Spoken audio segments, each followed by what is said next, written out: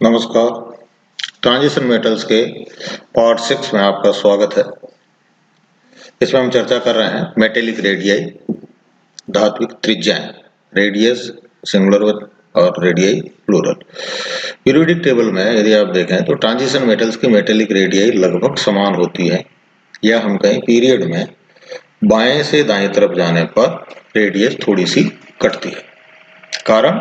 कारण है इसका शील्डिंग इफेक्ट। तो शील्डिंग इफेक्ट कारण मेटल के न्यूक्लियस का 80% जो अट्रैक्शन फोर्स है वो अट्रैक्शन फोर्स समाप्त हो जाता है। तो ये तो बात हुई, हम पीरियड की बात करें बाएं से दाएं तरफ जाने की। ऊपर से नीचे आए, ऊपर से नीचे जब हम आते हैं तो क्या करते हैं, चलते ग्रुप में है और फलांगते पीरियड में है। बाएं से दाएं तरफ जाते हैं तो हम चलते काय में है, चलते पीरियड में है, लेकिन किसको क्रॉस करते हुए जाते हैं, ग्रुप को क्रॉस करते हुए जाते हैं। तो ग्रुप में यानी ऊपर से नीचे आने पर, ये एक एग्जांपल हमने दे रखा है कि टाइटेनियम से जर्कोनियम तक जब आए तो साइज बढ़ता है। क्यों बढ़ता है? क्योंकि ऊपर से नीचे आने पर ऑर्बिट बढ़ता है। इसको आप यूं याद कर सकते हैं कि ऊपर से नीचे आने परमाणु आकार के साथ हैं धात्विक गुण और सब विपरीत हैं, इसको लेना सो। यानी ऊपर से नीचे आते हैं तो परमाणु आकार बढ़ता है, परमाणु आकार बढ़ता है तो साथ साथ धात्विक गुण भी बढ़ते हैं, लेकिन और जो अदर जो प्रॉपर्टीज हैं, नॉर्मल प्रॉपर्टीज, वो सारी की सारी क्या होती हैं, घटती हैं। IP, electronegativity, ionisation potential, electronegativity, electron affinity वगैरह वगैरह। तो यहाँ पर हम कह रहे हैं ऊपर से नीचे आने पर आकार बढ़ता है। क्यों बढ़ता है? क्योंकि कक्ष बढ़ जाती है। तो टाइटेनियम से जर्कोनियम तक आकार बढ़ा क्योंकि एन बढ़ी। जर्कोनियम से हैफनियम तक जब आए तो साइज घटता है, एन तो बढ़ रहा है, ऊपर से नीचे आने पर ऑर्बिट तो बढ़ रही है, लेकिन ऑर्बिट बढ़ने के बावजूद उसका आकार घटता है। क्यों घटता है? उसका कारण है इससे पहले आने वाले 57 से 71 तक के लेंथेनाइट, और इसको हम कहते हैं लेंथेनाइट संकुचन, जिसके बारे में हम चर्चा कर चुके हैं।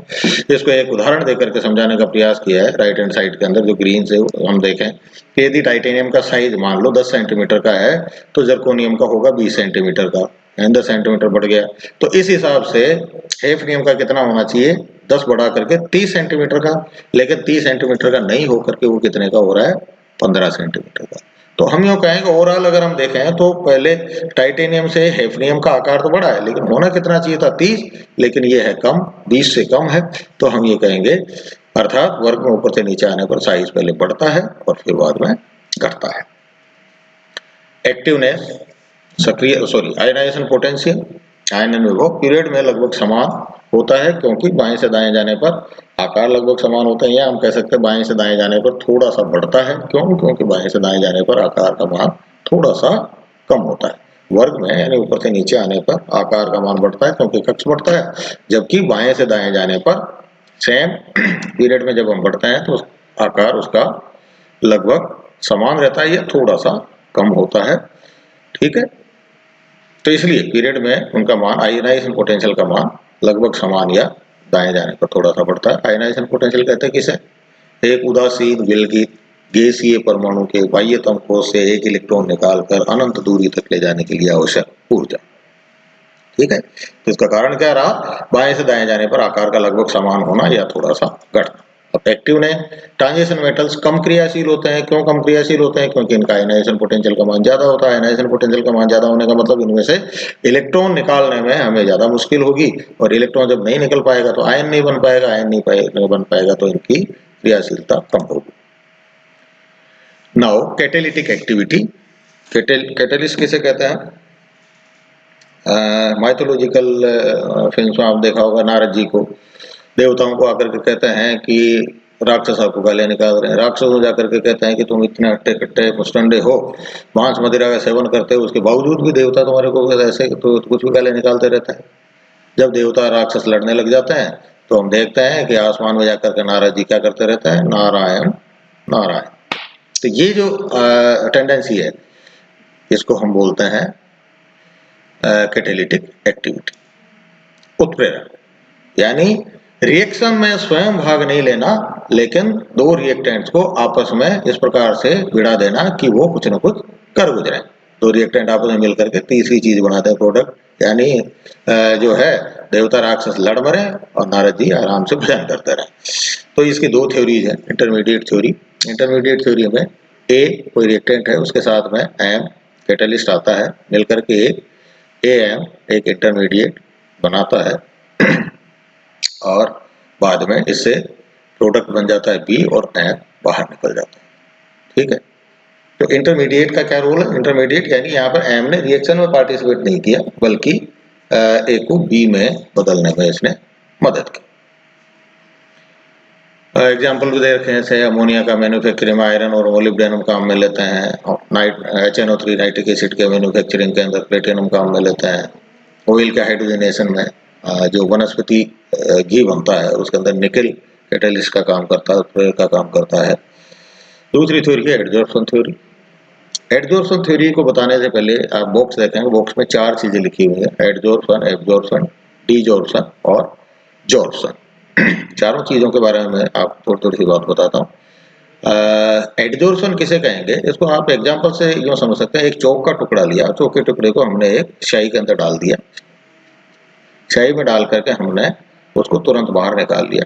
बाहर निकाल करके जब हम उसको ब्रेक करते हैं तो हम ये देखते हैं कि ऊपर ऊपर की सतह है, तो मान लो नीली शाही में डाला था तो नीली है, लेकिन अंदर से चौक सफेद है, तो ये कहलाएगा एडजॉर्प्शन, यानी सतह के ऊपर शोषित होना। दूसरा एब्जॉर्प्शन, उसी नीली शाही में अगर एक स्पंज का टुकड़ा डाल दें और उसको वापस तुरंत ही निकालें, स्पंज को काटें, तो हम देखेंगे स्पंज अंदर तक पूरा शाही से भीगा हुआ, तो ये कहलाता है एब्जॉर्प्शन। हिंदी में बोलेंगे इसको अवशोषण, एडजॉर्प्शन को बोलेंगे अधिशोषण। फिर है डीजॉर्प्शन। डीजॉर्प्शन, स्पंज का टुकड़ा जो शाही से भीग गया है उसके ऊपर एक खाली स्पंज का, बिना शाही का भीगा हुआ है, उसके ऊपर रखें, दोनों को संपर्क में लाएं, दबाएं, तो क्या होगा, जो जिस स्पंज में शाही थी उससे शाही थोड़ी सी दूसरे स्पंज में आ जाती है, तो ये कहलाता है विशोषण। और चौथा है जॉर्प्शन, शोषण। एक शाही का टुकड़ा लिया हमने, माफी चाहूंगा, एक चौक का टुकड़ा लिया और हमने शाही के अंदर डाल दिया, डाल करके उसको 2-5 घंटे तक पड़ा रहने दिया। उसके बाद हमने चौक का टुकड़ा बाहर निकाला और उसको जब आप ब्रेक करेंगे तो हम देखेंगे कि वो अंदर तक शाही से भीगा हुआ है। तो यहाँ पर क्या हुआ, 2 क्रियाएं हुई। पहले हुआ एडजॉर्प्शन, अधिशोषण, सतह पे शोषण, लेकिन लंबे समय तक जब हमने उसको छोड़ दिया तो वो क्या हो गया, वो किसमें कन्वर्ट हो गया, एब्जॉर्प्शन में। तो एडजॉर्प्शन कन्वर्टेड इनटू एब्जॉर्प्शन, ये कहलाता है जॉर्प्शन। तो ये जो थ्योरी है ये है एडजॉर्प्शन थ्योरी। इसमें क्या होगा, जो जो जो कैटलिस्ट है, कैटलिस्ट का काम क्या होगा, रिएक्टेंट और सबस्ट्रेट को अपनी सतह के ऊपर नजदीक लेकर के आता है और जब वो क्रिया करके प्रोडक्ट बना लेता है तो खुद बाहर निकल जाता है। तो इसमें रिएक्टेंट मेटल सरफेस पर एडजॉर्ब हो जाने के कारण पास पास आ जाते हैं, फलस्वरूप रिएक्शन होकर के प्रोडक्ट बनता है। ठीक है, अब बात करते हैं हम मेटेलिक बॉन्ड की। इससे पहले जो एडजॉर्प्शन थ्योरी, जिसके अंदर इसको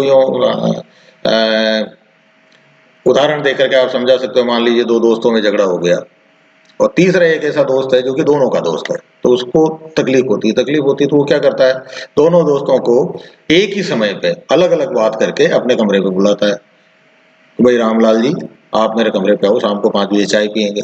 श्यामलाल जी उनको अलग बुलाता है, आप शाम को 5 बजे कमरे पे आओ, चाय पियेंगे।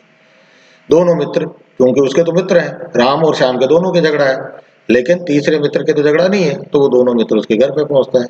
जैसे ही घर पे पहुंचते हैं, दोनों एक दूसरे को देख करके क्या करते हैं, एक दूसरे में मतलब खरी दृष्टि से देखते हैं, एक दूसरे की तरफ यूं के दोबारा झगड़ने को तैयार होते हैं। दोस्त बोलता है कि तुम दोनों बैठो, दूध लेकर के आता हूँ, फिर हम चाय बनाते हैं। दूध लेने के बहाने वो 15 मिनट वहां से गायब रहता है।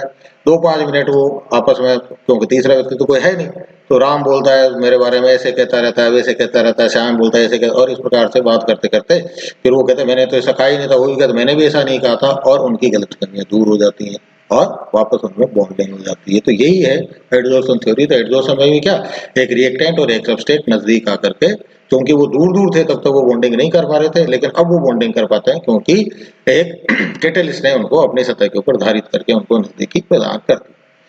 यहाँ पर एक बात और मैं कहना चाहूंगा, यहाँ पे 2 शब्द अपन ने काम में लिए, रिएक्टेंट और सबस्ट्रेट, रिएजेंट और सबस्ट्रेट। तो रिएक्टेंट 2 चीजों से मिलकर के बना है। कौन कौन सी चीज, एक रिएक्टेंट एक रिएजेंट और दूसरा सबस्ट्रेट।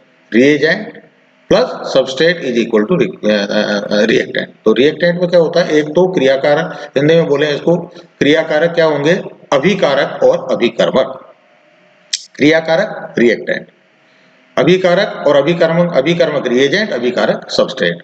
सबस्ट्रेट या अभिकारक क्या होगा, जिस पर क्रिया की जाए।